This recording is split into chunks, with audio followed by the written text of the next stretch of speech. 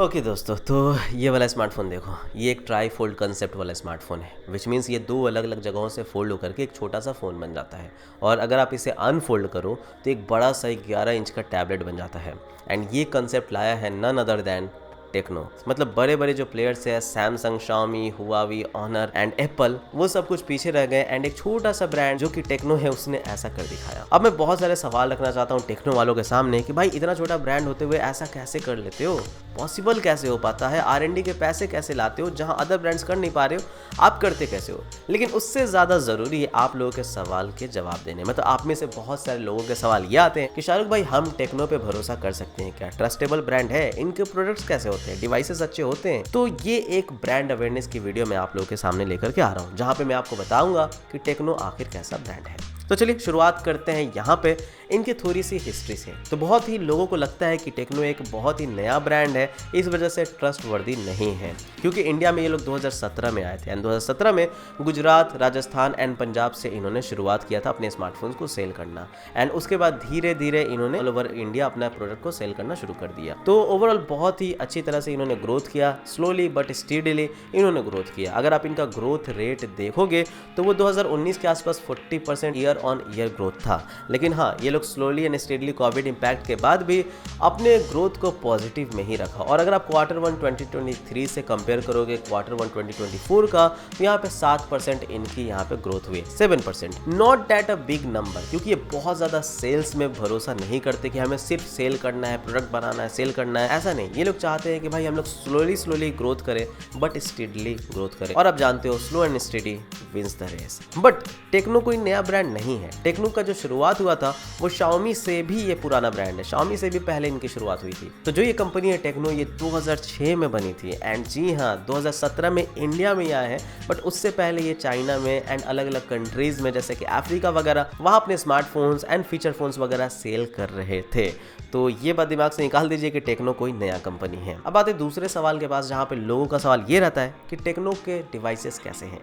तो देखिए सबसे पहले मैं बता दूं, इनके डिवाइसेस आज से मैं अगर 1 साल पहले देखूं तो उस वक्त मैं ज़्यादा ध्यान नहीं देता था। बट पिछले 1 साल में इन्होंने ऐसा काम कर दिखाया है कि अब धीरे धीरे बहुत ज़्यादा ये पॉपुलर हो गए हैं। जैसे कि आज से 1 साल पहले इन्होंने एक कॉन्सेप्ट फोन निकाला था टेक्नो का, फैंटम अल्टीमेट। वो एक फ़ोन था, रोलेबल डिस्प्ले के साथ में आता था, यानी कि बस एक स्विच दबाओ और जो फ़ोन है वो बड़ा सा टैबलेट बन जाता था, डिस्प्ले रोल होकर के निकलता था। वो एक बहुत ज़बरदस्त इनोवेशन थी।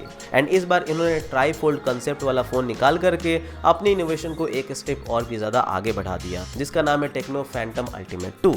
तो ये दोनों कंसेप्ट फ़ोन तो निकाले जिससे इंडस्ट्री में इनका नाम हुआ, बट डिवाइसेस भी ऐसे निकाले जिसके वजह से यूजर्स के बीच में इनका नाम हुआ। जैसे कि अगर आप देख लो इनका टेक्नो का पोवा 6 एंड पोवा 6 प्रो, ये दोनों स्मार्टफोन का मैंने रिव्यू भी किया था एंड बहुत ही अच्छे फ़ोन थे, अपने प्राइस में लाजवाब फीचर्स के साथ में आते थे। इवन बैक में डायनेमिक लाइट्स वगैरह थी एंड यहाँ पे डायनेमिक आइलैंड वगैरह भी ये लोग इंप्लीमेंट कर दिए अपने फ़ोन में। इवन आप देख लो टेक्नो का कैमन सीरीज मेरा पर्सनल फेवरेट है कैमरा के मामले में, बिकॉज 30 से 40 हज़ार के बीच में ऐसा कोई फ़ोन मैंने नहीं देखा जो कि इनसे कंपेयर कर सके इनके कैमरा से बेसिकली। या फिर अगर आप देख लो इनके लो कॉस्ट के डिवाइस, अभी मैंने टेक्नो का स्पार्क सीरीज का एक स्मार्टफोन रिव्यू किया जो कि स्पार्क गो 1 एंड ये 7,299 रुपये में आता है। एंड इतने कम प्राइस में ये ऐसे फीचर देता है जैसे कि स्टीरियो स्पीकर दे देना, USB-C दे देना, फिंगरप्रिंट सेंसर दे देना, या फिर IR रिमोट कंट्रोल वाला फीचर दे देना। ये सब कुछ के वजह से ये एक बहुत ही ज़बरदस्त डिवाइस बन जाता है लो कॉस्ट में भी। तो ये लोग हमेशा जिस प्राइस कैटेगरी में भी अपने फ़ोन को लाते हैं, ये सबसे बेहतरीन स्पेसिफिकेशंस के साथ में लाते हैं। और एक चीज़ मुझे इनकी सबसे ज़्यादा अच्छी ये लगती है कि इनके 5 अलग अलग सीरीज चलते हैं और सभी के सभी बहुत ही अच्छे से स्ट्रीमलाइंड है,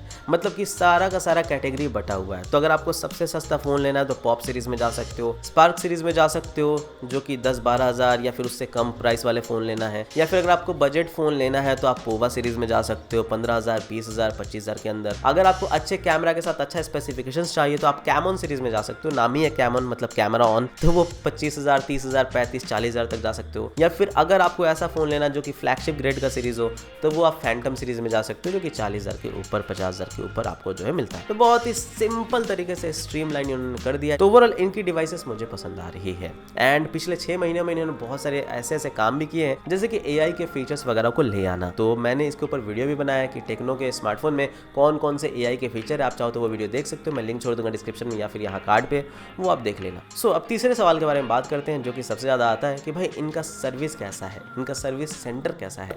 तो देखो यार, अगर बात कर ले सर्विस का तो टेक्नो को इम्प्रूव करना चाहिए इस चीज़ में, मैं ये बात को मानता हूँ। क्योंकि जहाँ पे अदर ब्रांड्स के पास अपना एक्सक्लूसिव सर्विस सेंटर है, टेक्नो के पास अपना कोई एक्सक्लूसिव सर्विस सेंटर नहीं है इंडिया में।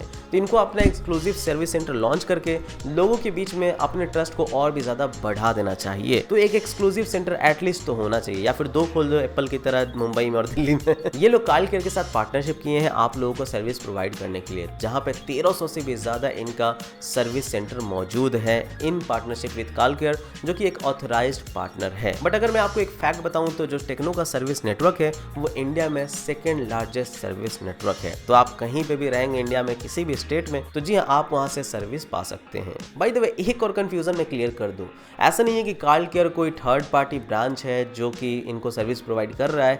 एक्चुअली में कालकेयर भी टेक्नो का ही एक सब्सिडायरी ब्रांड है। हाउ, मैं आपको समझाता हूँ। देखो यार, जो टेक्नो है ना वो एक सब्सिडायरी ब्रांड है ट्रांजिएंट होल्डिंग्स का, एंड ट्रांजिएंट होल्डिंग्स के अंदर में अदर ब्रांड्स आते हैं जैसे कि टेक्नो, आईटेल, इन्फिनिक्स एंड कालकेयर।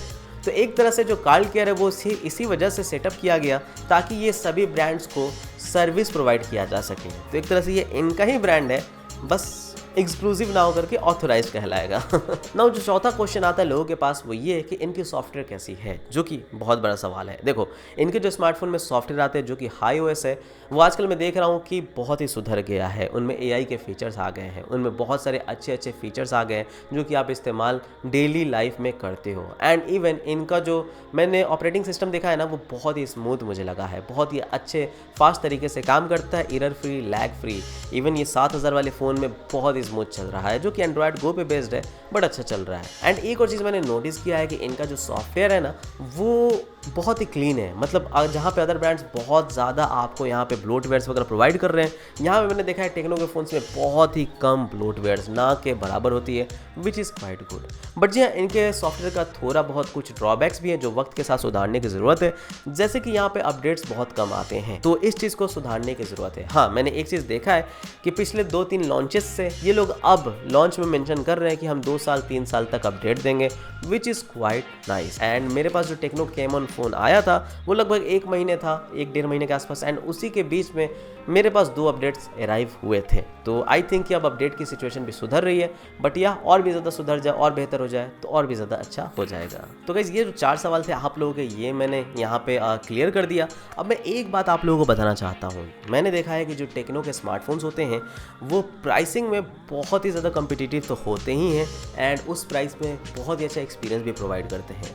लेकिन कुछ ऐसे फ़ोन्स भी हैं जो कि काफ़ी ज़्यादा इनोवेटिव हो करके भी काफ़ी कम प्राइस में है। जैसे कि टेक्नो का फ्लिप फ़ोन लॉन्च हुआ था, वो इंडिया में भी लॉन्च हुआ था, एंड फोल्ड फ़ोन लॉन्च हुआ था वो भी, एंड उनकी जो प्राइसिंग थी वो बहुत ही कम थी। 70,000 के आसपास जो है यहाँ पे फोल्ड फ़ोन, एंड 50,000 के आसपास फ्लिप फ़ोन। लेकिन अगर आप चाहो तो वो अब भी 30,000 के अंदर में फ्लिप फ़ोन एंड 55,000 के अंदर में आप यहाँ पे फोल्ड फ़ोन बाई कर सकते हो, जो कि किसी भी अदर ब्रांड में इतने कम प्राइस में flip and fold phone available नहीं है। तो मैं एक बात बस कहना ये चाहता हूँ कि भाई टेक्नो को थोड़ा वक्त दो, ये और भी ज़्यादा बेहतरीन हो जाएंगे। जैसा अभी काम कर रहे हैं, जो काम इन्होंने करना शुरू किया है वो मुझे बहुत पसंद आया है, इनकी स्ट्रैटेजी मुझे बहुत पसंद आई है। जो थोड़े बहुत इनमें कमियां हैं वो वक्त के साथ सुधर जाएंगे, एंड आई एम श्योर ये और भी अच्छे बन जाएंगे। तो आई होप कि आपको हमारी ये ब्रांड अवेयरनेस वाली वीडियो अच्छी लगी।